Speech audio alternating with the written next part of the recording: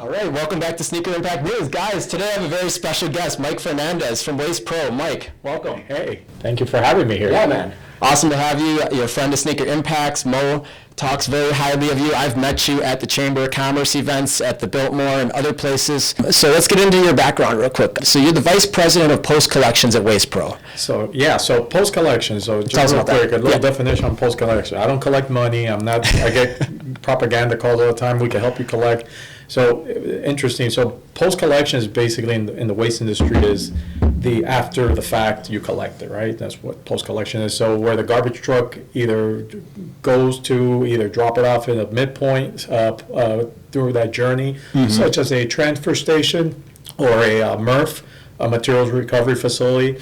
A recycling truck could dump there, and then from there could go to a final destination. That's post collection is basically that after the fact, after the collection part of the truck going and pick it up from the households. From the household. So you're not in charge of the household collection. You're in charge of the after the fact, the disposal. We call it disposal operation. Okay. So yeah, that's what. Yeah. Post collection. That was one of my big questions. Yeah. So what is post collection? A lot of folks think it's something to do with money, collecting money. Well, we do collect money. So there is a collection of money, but as a VP of Waste Pro, I'm involved with the operations and the development of that line of business throughout 10 states. So we cover all the way up to Missouri, as north as Missouri, as far west as Louisiana, and as far east as the Carolinas, and as far south as Florida. Wow. So we cover the southeast, basically, the southeastern region. United States. Awesome. Yeah, so. And before Waste Pro, you were with Miami Dade County for nearly 15 years. It sounds like. Yep. And before that, you also had some cool positions after you went to FIU and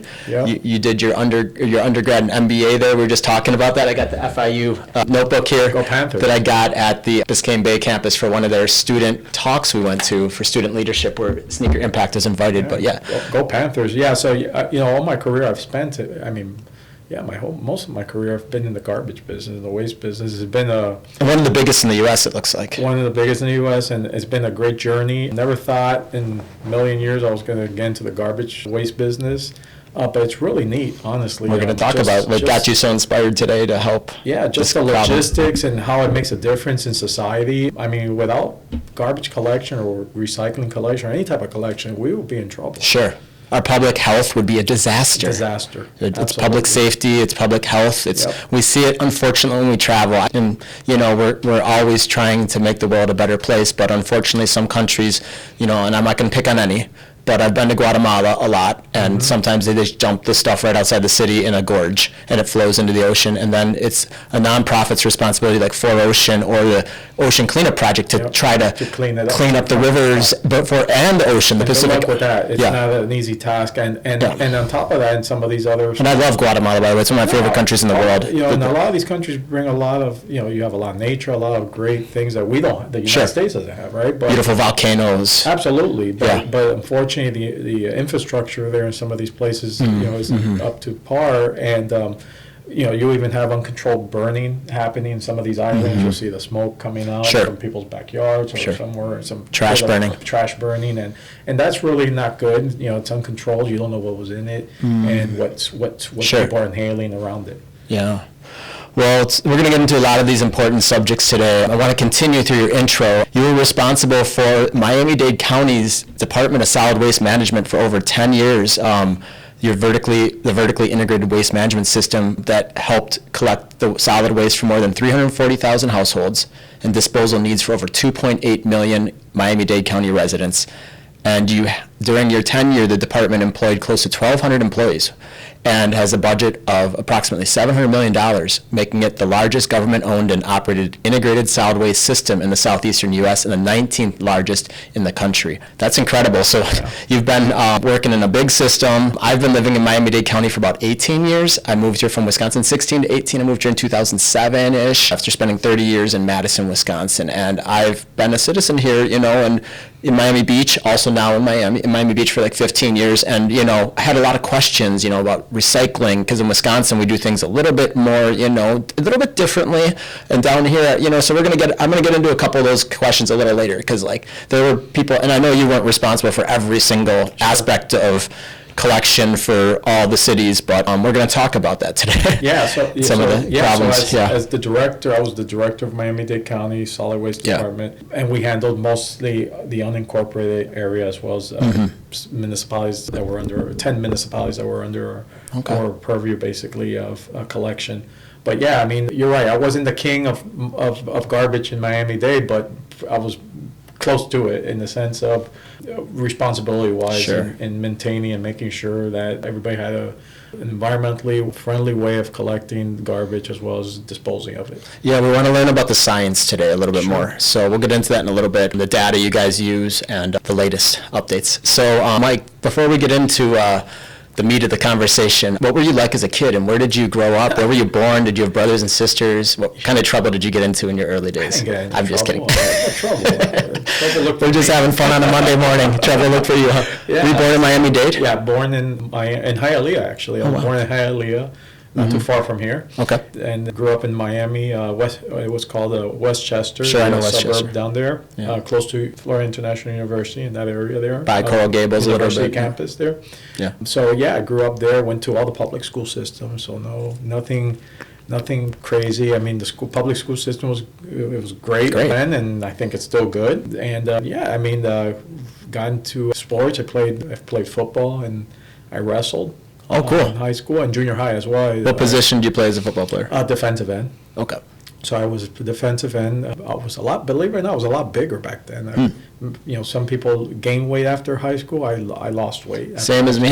I'm a runner, so I got ultra skin. Yeah. So it's hard to keep the muscle. Yeah. Oh, we're going to talk about that. Oh, cool. You didn't put that in your bio. Yeah, I ran a bunch of marathons, but interesting enough, I mean, I went from you stop try and get big, but when you're a kid, you can't. Sure. After that, you just want to stay lean and healthy. Yep. High quality of life. Yep. Able to touch your toes. Yeah, exactly. So did you have any brothers and sisters growing up? Yeah, I have big family? 2 brothers, 1 sister. Okay. Yeah, big family. They still live in Westchester. Everybody pretty much lives down in the same house too. Good. My parents still live in the same house. Really neat. Just going that, it brings me kind of memory lane. Just go down there and you kind of bring back all these memories growing up down here. So it's nice. And again, never ever thought about garbage all the time. I mean, I used to have to take out the can for my parents when I was a kid. You take out the garbage, but honestly, never thought twice of where it went or how it happened. Just same thing with sneaker impact with shoes. Funny enough, I am a runner, and until I started working here 2 years ago, I didn't really understand what happened to the billions of shoes, and that's going to be part of our conversation today. So after high school, you went to FIU, which is one of the biggest colleges in the U.S., Florida International University. Yep, and so tell us about that. Went to Florida International University. Did my undergrads at Florida International University.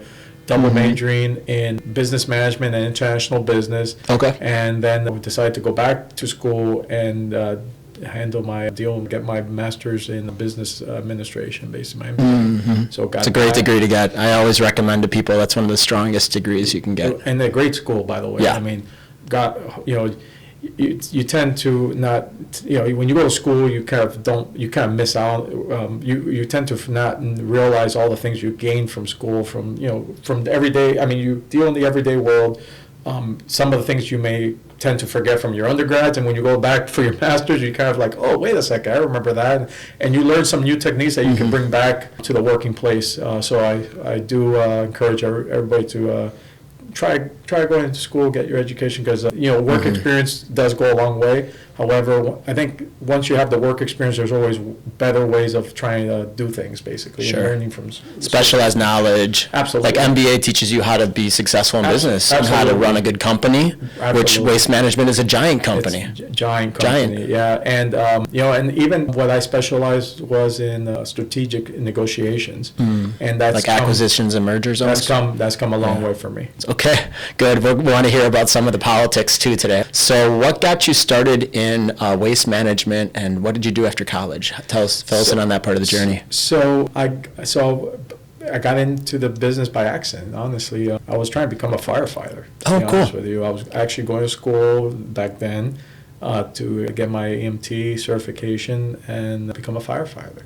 And throughout that time, I was working at a garbage company, and and I was a temp employee. They back in the late '90s, mid to late '90s, where they called me up and they're like, "Hey, you want to work at this garbage company?" I'm like, "Garbage? I don't want to pick up garbage. I want to be a firefighter." It's like, "Well, try it out, see what you think."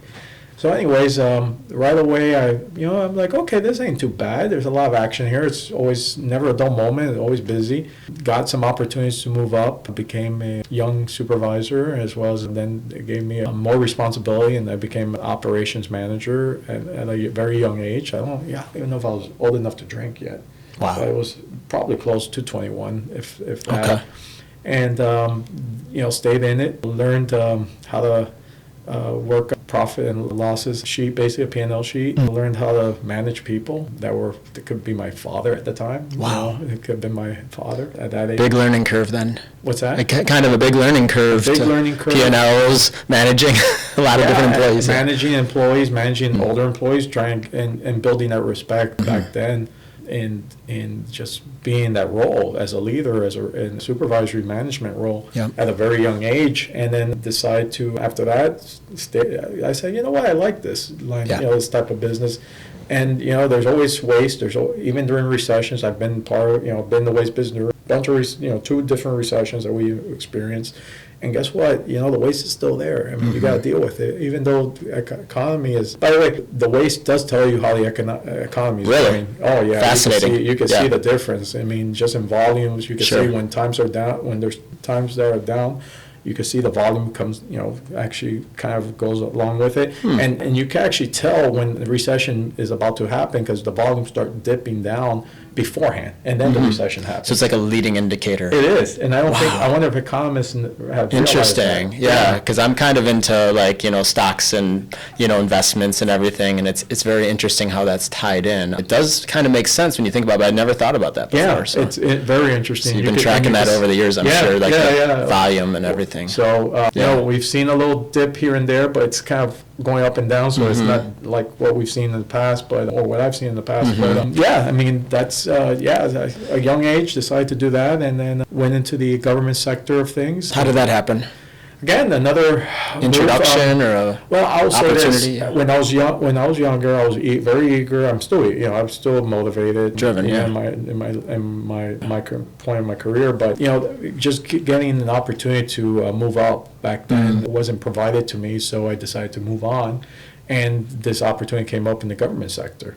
I was like, oh, that's going to be interesting. I mean, same kind of concept. The city will pick up their own garbage waste and do everything almost like what the private sector will do. But the difference was, it's government. Unions were involved, so I had to deal with unions, which I never dealt with before. Yeah. And in a unionized environment, and went ahead and took the job and spent a few years as a superintendent in Broward County, and then I saw you in Hallandale Beach. Hallandale Beach, correct. Was that Broward? Yeah. Up in Broward. You were in charge of Hallandale's waste management. Yep, I was in charge of that. I was the superintendent up there, and it was a very now learning about politics too. I mean, form of government, how government works. Sure. The procurement process, totally different than the private sector. Okay.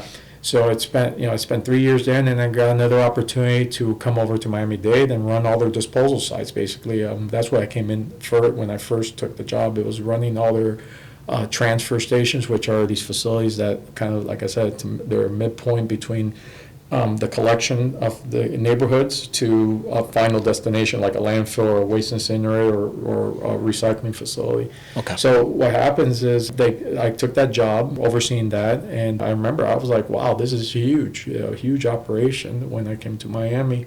What year was that? That was, I want to say, early 2008, 2009, 2008, I believe it was, 2008, and spent a few years doing that and running all the landfills too, kind of managing that, overseeing the operation of the landfills and the transferring of waste, to include deliveries to our incinerator that we had in Doral there. Yes, I heard about. We're going to get into that in a little bit.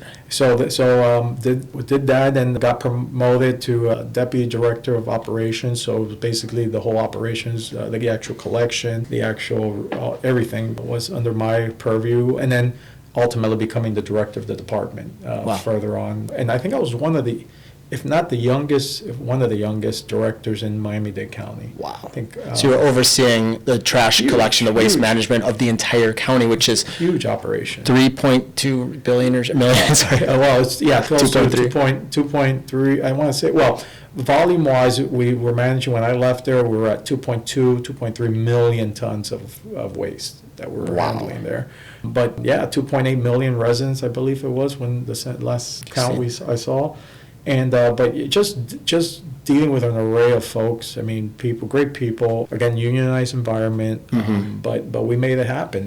And even dealing with storms, too, when hurricanes come, I mean, I was dealing with storms from the private sector to even when I was in Broward to Miami-Dade. I mean, storms are something we have to deal with, and you've seen what happened on the West Coast now in Tampa and that Pinellas County area and Hillsborough County area out there. It got destroyed. But storms are something we're going to have to deal with. But I got a lot of experience dealing with storms and storm debris and how to manage that and collect it. I mean, I remember during Hurricane Irma, we picked up close to 4.4 million cubic yards of yard debris. Wow. And how do you put that into context for people? Football fields? It's so hard to describe. Actually, because Irma did a lot of damage. I just remember the parks being all the parks just trashed. Trashed. Actually, it must have been so hard to clean that. There is. I think our PIO team did put something together that I think it was enough debris to extend all the way out to Maine, maybe. I think from Florida to Maine, maybe. Wow. I think there is a comparison I remember, but it was a lot of debris, and we were able to take care of that within like the first 90 days, like done. Wow. Cleaned up, streets back to normal, everything was back to normal. Right. Remember the storm hit like in September. And by Christmas, everything was right back. I think that was right before I moved here. Was that 2006 or 5? No, Hurricane Irma was 2017. Okay, I was here for that then. Yeah, I just remember Matthew scared us and a couple others. And back in 05, 06 was, or Wilma, 05 was Katrina and Wilma. Yeah, so I was involved with that one too. Okay. Yeah, so storms are something, something part of the waste business, and it's something that people tend to take for granted in the sense that, they don't realize that storm debris does become a waste management. I mean, there's honestly, Mike, there's so many questions I want to ask you, and we only have about a half hour left. But I'm just a normal citizen. I would say normal citizen, like everyone else down here. But when the storms are coming, I'm preparing. I'm moving my trash cans in the recent when Helene, or was it Milton? When Milton came through, it was so windy. Yeah. And my cans, which are right on the street, my bins got knocked over so many times that I had to turn them around because the wind was coming out of a certain direction, and otherwise I would have to pull them back off the street. But my neighbors, not everyone seemed to care as much, and garbage was getting flowing down the street. And I live right off of Biscayne Boulevard, nearby my office here. Okay. I'm on a side street off of Biscayne in the Upper East Side, City of Miami, Upper East Side, literally half a mile from this office. And this morning, waste collection came, and I was closing the lid, because one thing I wish they would do is close the lid. They're not always closing the lid, and I know that's not your responsibility. This is WM, not Waste Pro, but they're not. They haven't been closing the lid for the last couple of months. Let me tell you a little trick. So, are they picking up with the automation truck? Yes, I see it this morning when I was out on my road. A lot of time they could. There's depending on the driver, if you're pretty good, you can actually whip it down. A lot of times, believe it or not, they may leave it like that, so it's an indicator. So when they drive down the streets, they know that all the cans have been picked up on the street. So they're my fear is that when it starts raining hard, which it does a lot of days, and my neighbors aren't always closing them right away. I close my neighbor to the left of me because it borders my lawn, and then I close mine, but I can't close the whole block. No. And I just worry because, and again, I mean, this is a silly worry. Citizens on patrol. You should go. I don't want, it's like trash mixing with water. It's disgusting. And then people are mixing the wrong things, and you travel to Europe, you travel to all these other places, and they're more strict on the collection. So that's my pet peeve. We call that leachate. Leachate? Yeah, leachate. Leachate. Leachate. Basically, Explain that. Water. So it's when water interacts with garbage, it's the juice that comes out the water. Like the fruit lychee? No. Well, not leach. No, leachate. Well, it's a term that the management. Leachate. So it's leeches. Basically, the garbage leaches. Okay. So what you don't want is any residue. So that's why you want the lids. Yeah, you definitely want the lids closed, because guess what? When you spill that water out, who knows what people put in their cans. There could have been some residue left over, and now it's going into a storm drain, and then guess where it's going out then, to a canal or somewhere. So you want to, absolutely, you want to close the lids, avoid water water. Separate everything you can. And it makes it smell bad, actually. I mean, you may have to throw some Clorox in there every once in a while just so freshen it up. No, but when I moved in January to this house, I didn't have a garbage can bin, and I called 311, or I did the 311 thing, requested it, and it was there in 2 days, brand new. Cool. 1 or 2 days. So I was, the city's running smoothly. It's a big city. I was recently in Bogota last year, 21 million. 21 million. So they have a totally different, scope of scale, but, and you see it, and it's hard to believe because it broke my heart where I was staying in the center of the city in Suba, that the trash was just all over the streets sometimes. Like the bins would get pushed over even sometimes, and I don't know, and there was just trash like piling up every place, and it was just like, I was like really sad. And then my host, she was like, it wasn't always like this, it wasn't so bad, but it's getting worse nowadays because the kids aren't doing as much or something like that. I don't know, but it's, it's a totally different setting, of course, but it's... Well, I would say going towards a automated system, I'll be honest, is probably the best thing that the waste industry has done in providing these carts, where back a decade ago, it was all basically, more than a decade ago, it was all loose garbage on the side of the curb. Just like the bags bagged up. On the side of the curb, you get animals going through it, ducks, or our neighborhood ducks would pick at it, open it, rip everything up, so you have garbage everywhere. Yeah. Very unsanitary. So it was like a pile of garbage. Yeah. We've come a long way, and then now drivers. But I love Colombia, by the way. It's one of my favorite countries. I've been to Bogota. It's nice. It's really nice. And there's really nice parts. Yeah. Very nice. I've been to Cali, Santa Marta. What's your background? Your family? I'm Cuban. Cool. I've been through Bogota, Ibagué. I've been through all those places. Really, a lot of history. Good food too. Good food. And perspective on what we have in the U.S. And Medellin and Colombia is very up to date. I have not been to Medellin yet. It's supposed to be the most modern city in Colombia. Really? Even a lot more modern than some cities here in the United States. I think with Bogota, it's just such a huge city. It stretches as far. You go up in Montserrat on top of the mountain, you can see as far as the eye can see. And it grew from 17 million to 21 million since 2017 or something. I was reading the stats.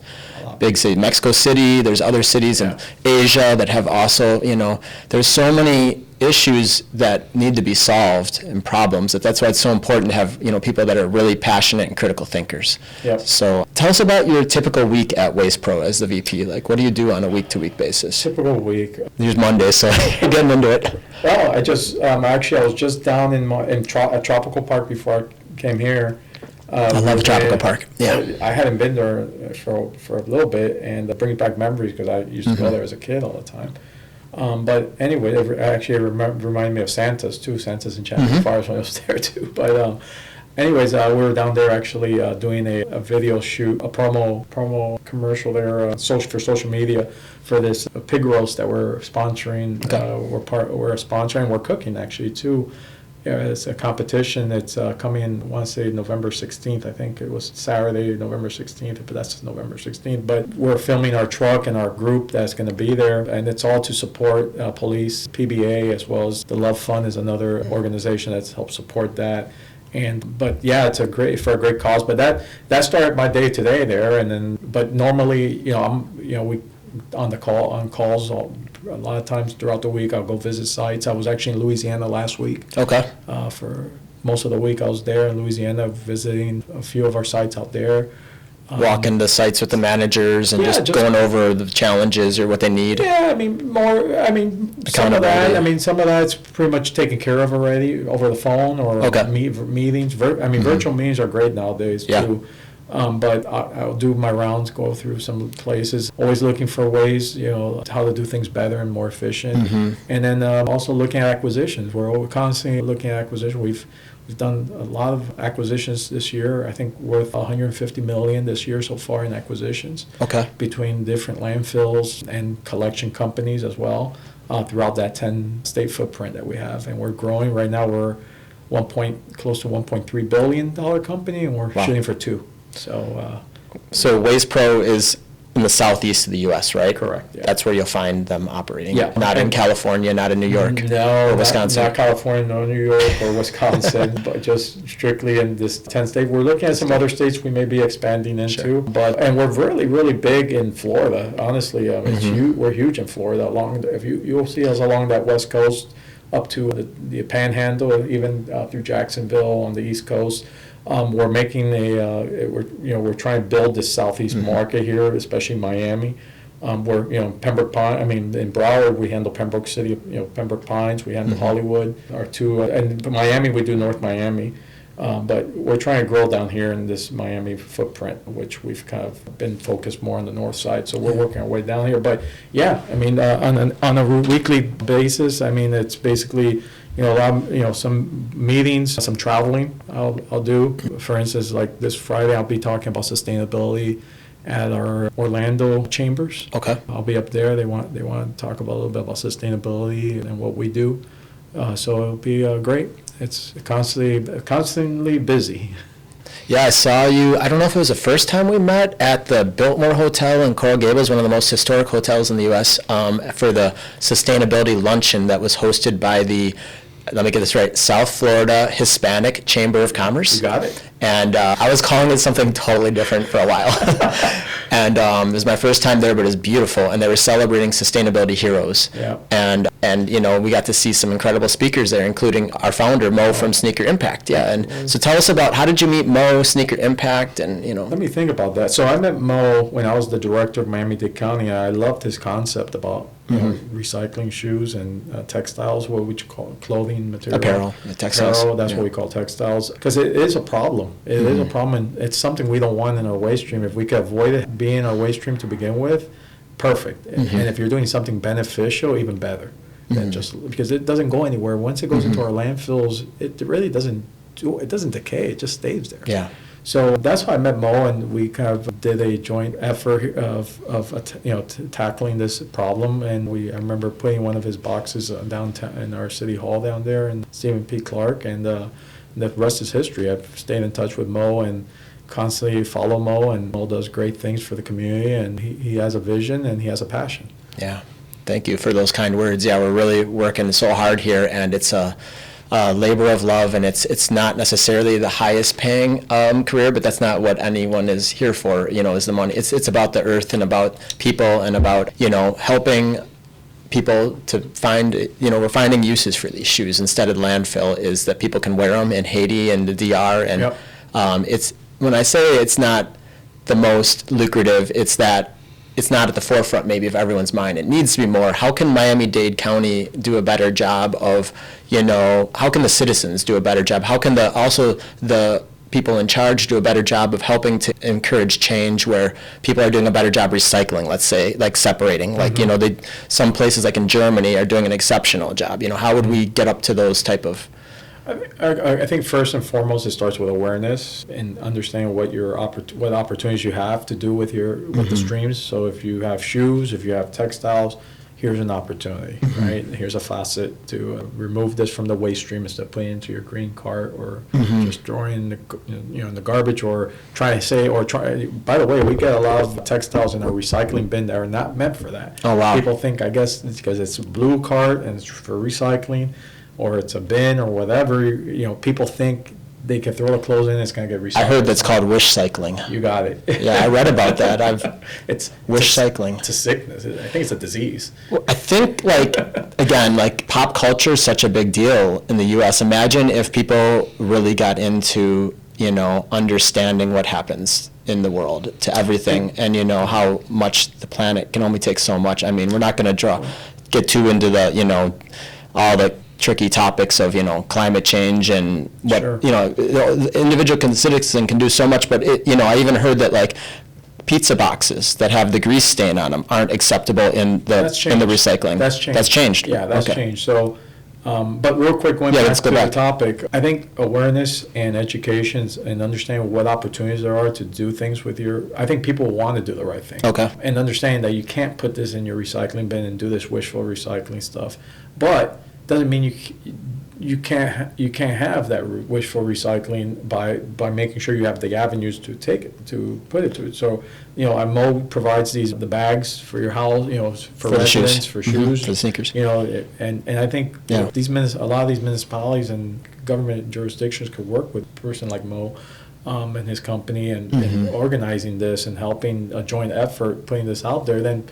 Then the stuff won't really go into the wrong place. It will go into the right place, and something will benefit out of it. Somebody will benefit, like you mentioned, folks from Haiti, people that really need it, rather than going to a landfill and sitting there and rotting and never going nowhere and just staying there. As far as other recyclables are concerned, your glass, your plastics, your cardboard, your metals, we already do a bad job in the sense of confusing people, because every market, just like when you were in Wisconsin, I'm sure, you recycle certain things there. Yeah, they started composting up there, I believe, collecting, food waste. So, and composting is not a one-size-fits-all for everybody either, and we'll go into that in a bit, but the recycling program, even from a city of Miami, may be different than Miami-Dade County's recycling program of what's acceptable and what's not acceptable. Okay.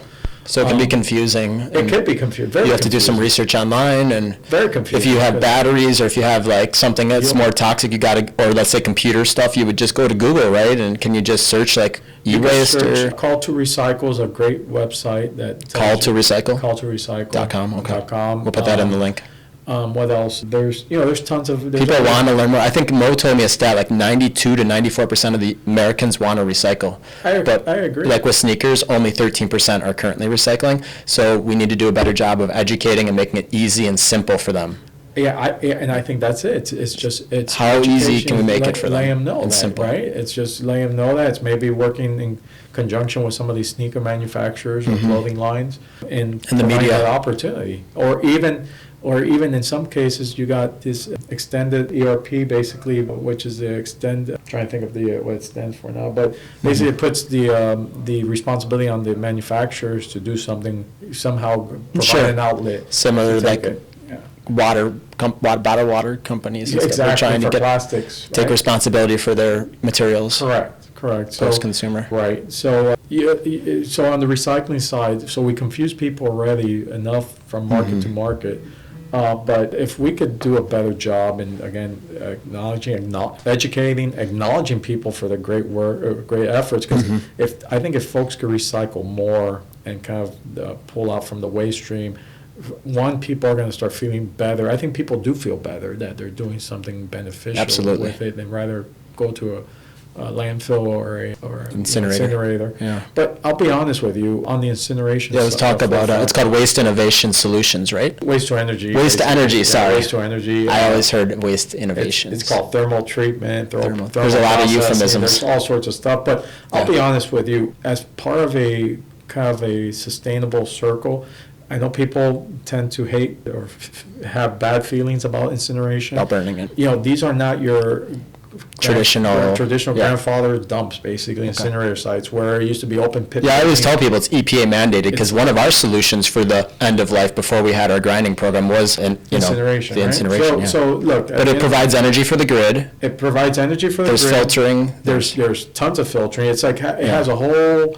catalytic converter muffler on the back end. That you got scrubbers for any type of particulate matter. You have bag filters that collect the particulate matter. You got scrubbers for any type of chemicals that may want to try to get out. You kind of pulling that in, and you're absorbing all that before, and at the end, all you're really releasing is like water vapor. That's it. And believe it or not, all these incinerators have I like to call a black box inside, like an airplane. So it records any type of exceedances. It records all what parameters are set by EPA and DEP and in the state of Florida at least, and EPA across the whole country. But basically, it's like a reporting mechanism, and you can't mess around with this stuff. I mean, it's set in stone. So you have to actually send that data to the regulator so they can see if you had an AC. And if you did, guess what? You're gonna pay a big fine. You'll pay a fine. So there's no fast and loose with this system. No. So people don't realize that there is a mechanism. It's called a continuous emissions system, CES, continuous emission system, and it basically records all that. And but at the end of the day, look, you're reducing the volume of the waste by close to 90%. Okay. You're making that's huge. 90% reduction. 90%, because then 10% on the back end you get an ash from the burning of the incineration of it. Okay. You generate electricity that provides power to that plant to actually process the garbage. Okay. The waste. So it's self-powered. You have metal recycling. You're pulling out metals, ferrous and non-ferrous, before it even gets burned. So there's separation beforehand. Before and after, actually, depending on how the design of the plant, but typically it's after when you burn it, you're pulling the metals out before it goes into the ash. And then lastly, we were actually trying, here in Miami, to do something with the ash and making it into some sort of construction road base or something. So then you have that whole full closed loop circle. Circularity. Yeah. Now, I always used to tell people, look, incineration is just a piece of the puzzle, and that's why we call it an integrated system. Incineration was a part of, you got to have your recycling part of it too. You should be recycling as much, because this incineration should only be your last resort after you've done everything else. You've done your recycling. So it's well sorted by that point? By that point, it should just be strictly through machinery, right? Yeah. Well, beforehand. I mean, that's why you have a recycling bin. That's why you have a garbage bin. So we're hoping folks are pulling out as much recyclable. And guess what? Any metals, anything like that, we're going to pick it up there and we're going to pull it out. We will have pulled it out, or any incineration. Any plant. Do they use magnets or AI? They use magnets. They do use magnets. They use eddy current magnets for the aluminum. Yeah, I would guess they use magnets for such a massive scale. Yeah. And I mean, you probably could pull out good 10, 20% in metals compared to your total volume that's coming in. So people still leave metals inside their garbage bin. I mean, they throw. So you shouldn't put metal in your garbage bin. You should put it in your recycling. I always thought more cardboard, some plastics that the numbers on the bottom, and then glass 100%. Metals. All your cans. Of course, cans I've always put in. I guess I was thinking more like construction material, like fencing or something. This is for municipal solid waste. This is for industrial waste. So cans. Also obviously something like this. And by the way, your household recycling, your residential recycling should be strictly just for that, not to be putting your weekend project that you just redid your bathroom and you're trying to throw all these metals and throw all these huge pieces in there. That's not what that's for, because at the end of the day it goes to a recycling facility, a material recovery facility, and it goes through these conveyors, and a lot of times if it doesn't fit in some of these areas, guess what? It's getting thrown in the garbage. It's not going anywhere. Okay. So you don't want to put none of that in there. And the county offers sites for certain waste. Exactly. Right? So even in the county, I'll be honest with you, the county does have, and whoever your local jurisdiction is, you could probably take it to them, larger size metals or whatever, and or take it yourself to the metal place and make some money off of it. You could take a couple. And for computers, there's e-waste collection constantly happening. Which a lot of times that e-waste, they're what they do there is they're taking these things apart and pulling out the boards and motherboards on that and sending it to some companies that are refurbishing. Yeah, there's some valuable materials in there. Yeah. Absolutely. Rare earth minerals and. Absolutely. Yeah. So, anyways, I think again going back, I think more education and acknowledgement of what people are doing, I think, make them feel good about recycling.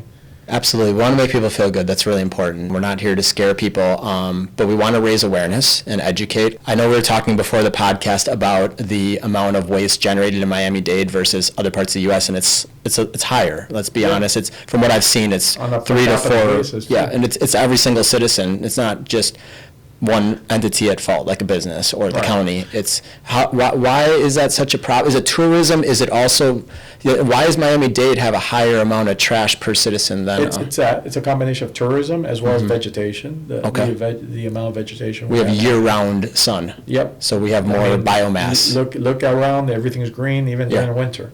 People are constantly cutting their trees and so it's a combination of that. Palm trees and. Last number I saw, I think we averaged, what was it? It was 9.8 pounds in Florida, and the national average was 4.4 pounds. So yeah, I heard 4.5 to like, I heard like double. 8 or something. So we're kind of double in Florida, and Yeah. that has a lot to do with tourism and the vegetation. So it's not people that are just being terrible citizens. It's that fact that we have an influx of a lot of people visiting Miami, one of the tourism capitals of the world, and unfortunately that attracts a lot of plastic use, yes. single-use Yeah. plastics. So think about that. You have when we report number of people that live in a county or a state, those are your constant residents, right? So like, let's use Miami-Dade, we're having 2.8 million. But then you have another million. So it seems like it's a much bigger population. 2.8 million. Let's say let's use Miami-Dade. You have 2.8 million. You're generating 5 million tons of waste, right? But then what you're missing at is basically the other million of people that are coming in also, and there's waste being generated from them, but you're not counting them in your number. So when you divide your total volume of waste, so that's why the number's so skewed. You're dividing it only on the 2.8. So then you get more versus a less populated state like North Dakota, where you don't get as much tourism. They probably have a much lower number. Okay, so and that's per why capita, it's skewed. It's skewed, yeah. Okay. I mean, that has a lot. Tourism has a lot to do with it, as well as the vegetation that we have in the state. But in terms of education, Miami-Dade is committed to that, and Waste Pro. How do you guys educate the consumer to do the right thing? So look, we handle over 90 municipal contracts throughout our footprint. We've worked together with the municipalities in providing education to, ways of getting rid of your waste, basically. Like mailers or other between things? Mailers, between events and functions we're at. I mean, online resources, social media, do you use everything? Social media, we have Facebook. What's your social media so we can send people there? For not your personal, but your, well, I have that in the bio. It should be Waste Pro USA. It should be on our website. Waste-Pro-USA. We'll put that in the link. And the website's wasteprousa.com. And you're on Facebook and Twitter as well. Yep, we're on Facebook and LinkedIn. And LinkedIn. And yes, that's cool. Those 3 sites, Twitter, Facebook, and LinkedIn.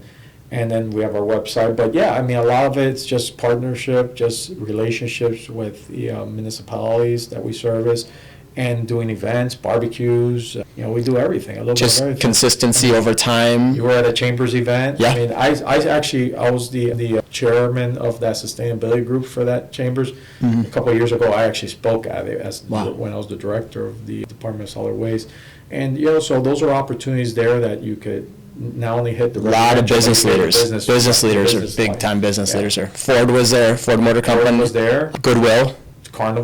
Carnival, Goodwill, all these great companies, Sneaker Impact. Yeah, Sneaker Impact. So, Mike, we only have a couple minutes left. Let's get into the personal, the fun section. It's all fun. So you're a runner. I see the Garmin on your wrist. I was looking at it throughout is that a Phoenix? Mm-hmm.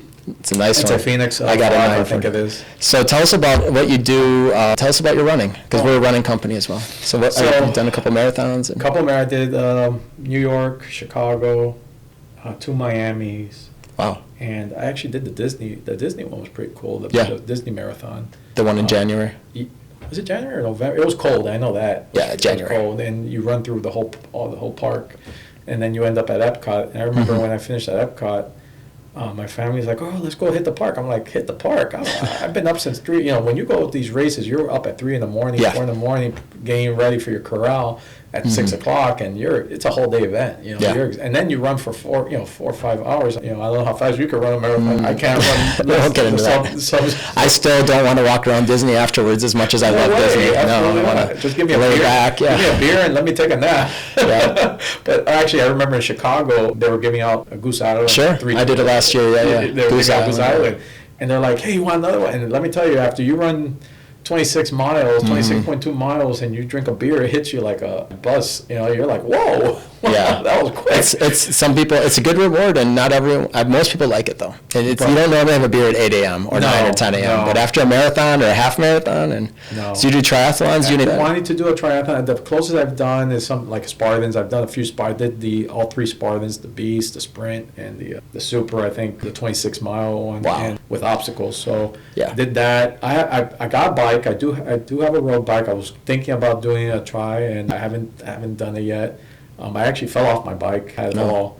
Yeah. Recently? About a year ago. Last April. And I haven't, believe it or not, I haven't gotten back on my bike since. I hit the street good. And, were you in the clip-ins? Yes. So those are hard to get out of, yeah. I hit the curb and flew right over and broke some ribs and all that. So I haven't gotten the courage to get back on the bike yet, but it's going to happen. I got in a bike accident too last year in front of my office. It was my fault, 100%. I broke ribs. Yeah, it was my fault I went through a red light in the daytime on a sidewalk. Oh, it was the building was blocking me in my defense. I got hit by a truck, broke ribs. Yeah, Oh, I was scared for a little bit to bike to work. I didn't bike to work I'd done the bike ride 1,000 times. Mo came out and scooped me off the ground and took me to get x-rayed, and I went to that's where I went to Bogota to get help afterwards. Lucky you were alive. Yeah.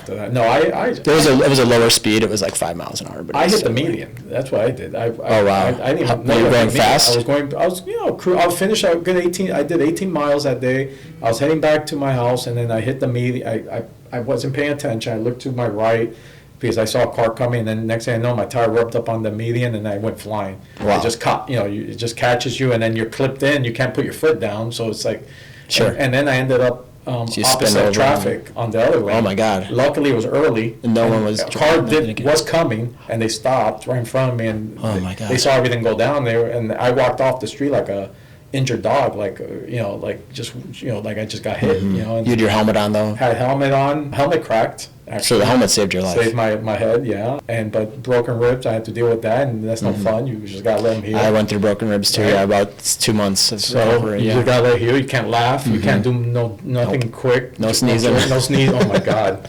But I mean, look, and I still run. I love running. I still stay active.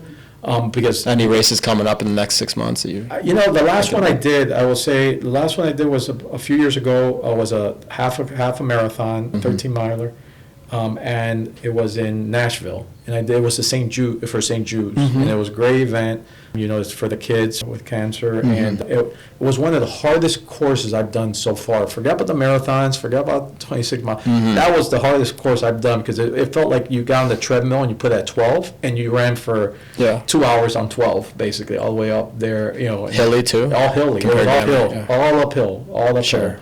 And when you think you're already at the top, there's another level keep going up. So I did that. That was the last one. But I think lately I've been sticking to some 5Ks. They're fun, cool. Quick, 30. Within 30 minutes you're done, and you get the party afterwards. But I try to stay active. I don't know if I'll do another. Maybe I'll get courage to do a try one day, or maybe do another marathon, challenge myself for another marathon. It's just the training behind the marathon. It's grinding. Forget about the marathon itself. The training before. I have one in a month in Spain, in Valencia, and I'm in the grind right now. I did 15 yesterday in the middle of the day. And those long days, the 3, I was running the short distances during the week, and then that long one on Saturdays, especially during summer, especially if you're training in the summer, it's brutal. Yeah, I train year round, but it's so hard and it's such a grind. And we had the New York City Marathon race director a week or two ago, Ted Metellus. It was a really interesting conversation. So you did that one? Yes, yeah. So what year did you do New York?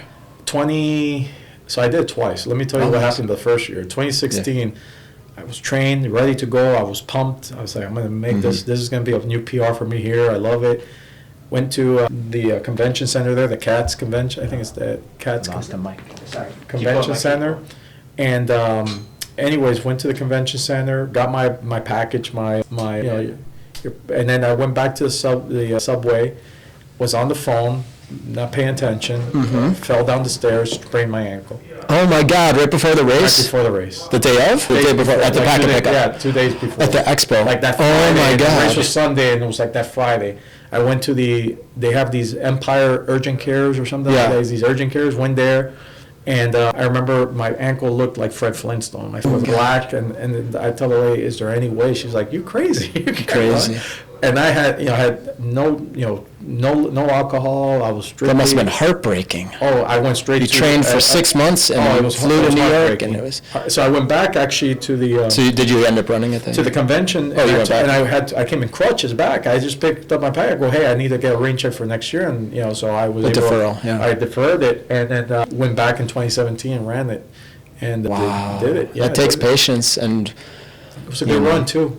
You don't realize how hilly Central Park is when you get to that finish line. No, I've done it one time, 2010, and you start off on the Verrazano, and then you got the Queensboro, and then the entrance. You're right to the last 3 to 4 miles of the park coming into Central. Those are the last 3 you're just miles. climbing up and you're climbing. Oh my God! And then But it's still an amazing experience because of the crowds. Oh my God. Oh my God. And the different 50,000, 60,000? 5 boroughs, you're counting them down. Oh, you're counting down. Yeah, I love. There's so much energy. New York and Boston are the two, and Chicago's right up there too. Yeah, Chicago was fun too. I did that one. It was great. And Miami, we got to give a shout out to Frankie Ruiz. Yeah, Frankie. Yep. I know Frankie. He listens to all the podcasts. He's one of my mentors here. So he actually helped me become part of this company. Great. He knew I loved environmentalism and running. And Frankie's trying. And I think Frankie's been successful at that. Frankie and I were trying to work something when I was the director in Miami of opening the landfill, because at one time I was trying to do a 5K at the landfill. Okay. Our closed landfill in Doral. And we were partnering up with him, doing something there. Then, obviously I moved on. And I think he's been successful. I think he's almost there, and I think it'll be great. And it's a good way of showing how these landfills could become something part of society and can be used for other things multi-use, later on. Yeah. Just like in Broward County, Vista View is another landfill. That's a great example. And it's a park, and people go running. Let me tell you, if you want to challenge your body, you go running up a landfill, up a hill, that elevation. Legendary park. For those who live in South Florida or Miami, everyone knows Vista View if you're a runner or a triathlete, because it's a hill that was made out of the trash collection. Yeah. But then they restore. Well, how do they do? They cap it, and they do a lot of restoration. So what happens is, so by rule, you have to take care of these landfills for 30 years. We call it post-closure long-term care. And what happens is you cap it. Yeah, you cap it. There's like about 24 inches. It's a concrete?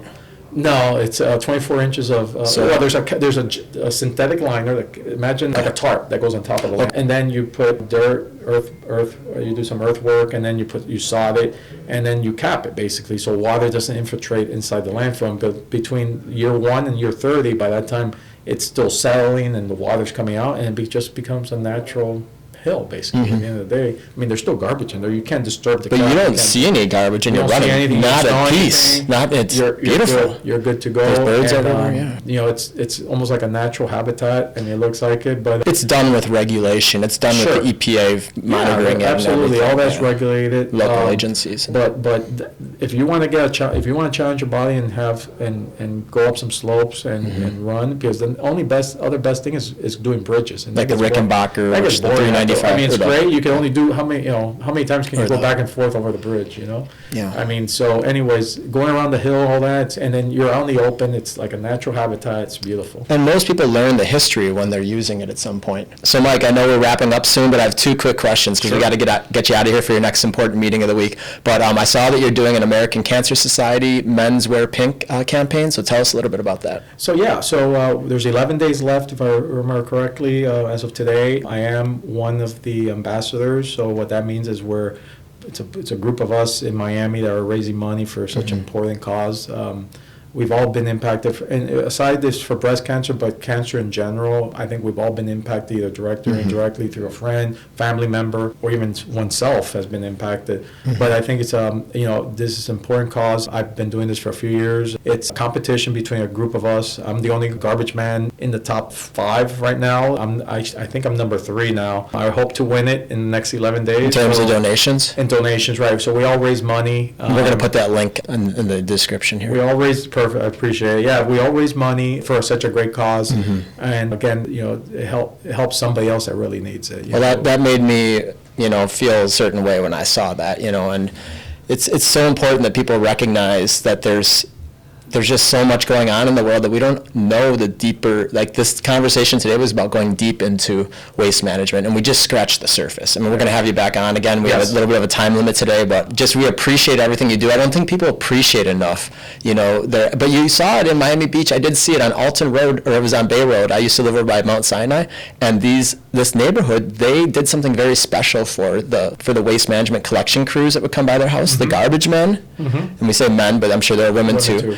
They did something very special around the holidays for them. I think they gave them some extra money and some food, and just gave them big hugs, and they know them because they come by every week. And we all should be nice to everyone, hug our garbage man, thank him, shake his hand, how you doing, have a great day, care about them. They're not any different than anyone else, right? Because I mean, a lot of times we take for granted. I mean, again, we just put our can outside, it gets picked up, bring it in. The only time we really think about it is when it doesn't get picked up. And there's a lot that happens with, it's still a manual way of doing business, from picking up the garbage, putting it in a truck, dumping it somewhere, then putting it into a tractor trailer, taking it somewhere else, processing it, and there's a long line of things that happen before it gets to a final moving parts and people involved. And people don't labor. realize that behind the scenes how much happens, but the transfers and everything. And so take a moment, thank your garbage man or garbage woman, and give them a hug. Awesome. We'll do that. And remember to recycle your shoes by Recycle Your Shoes. sneakerimpact.com. Yes. All right, Mike. Well, we're going to wrap up now, but what inspiring message would you like to leave the Sneaker Impact community with? The Sneaker Impact, well, I'd like to say, we all have to take pride into our planet and, do the right thing. And if there's outlets for it, take that outlet, use that outlet. Don't go the easy way and just put it in your garbage, and throw your anything that's recyclable into a waste bin. So those small little actions can make a big difference. Big difference. Right. Awesome. It's not one person; it's the whole society has to do it. And once you start doing it, you might influence your neighbor or your brother or your mom or dad. Yep. Awesome, Mike. This is really great. Well, thank you so much for coming on today. We'll have you back in the future because we have so many more questions. We didn't get to talk about some things I had on my list, but we covered a lot of subjects, and I really appreciate you, Mike. Thank you so much. Brian. All right, have a great day. You too. Thanks.